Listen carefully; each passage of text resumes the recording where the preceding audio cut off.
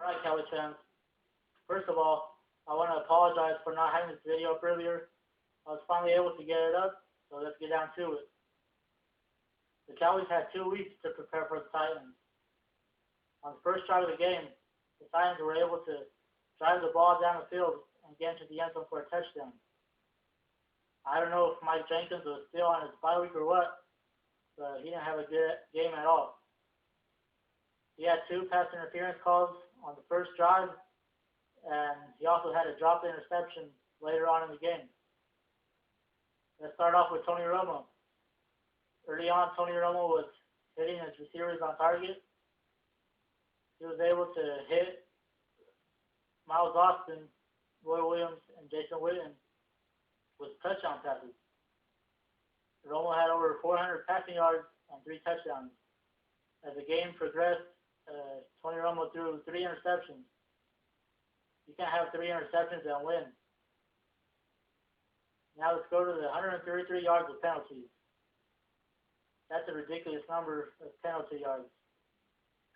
You can't have 133 yards of penalties and win. The offensive line wasn't able to give Romo much time back there. They allowed 6 sacks. Romo was sacked 6 times. And the defensive line was able to get to Romo. Let's go to the defense now. I don't know where the defense was, but the middle of the field was open all day. Vince Young was able to drop back there and hit Kenny Britt and Nate Washington all day. The middle of the field was uncovered, and the Titans took advantage of that. In my pregame video, my only concern was Chris Johnson. Chris Johnson had a big game.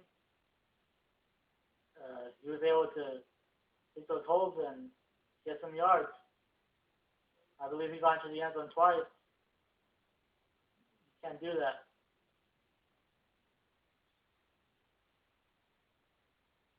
After the game, on these forums, you see fans blaming this loss on Jason Garrett and Wade Phillips. This game was all on the players. The players just didn't go out there and execute the game plan. That's it. They didn't finish. The talent is there. They're just not going out there and finishing. This team could easily be 4-0. They should be 4-0, but they're just not finishing the games. We got Minnesota next week. They're 1-3 also. They need a win. So let's see what happens there. I still believe in this Cowboys team. Hopefully they can turn it around. Go Cowboys.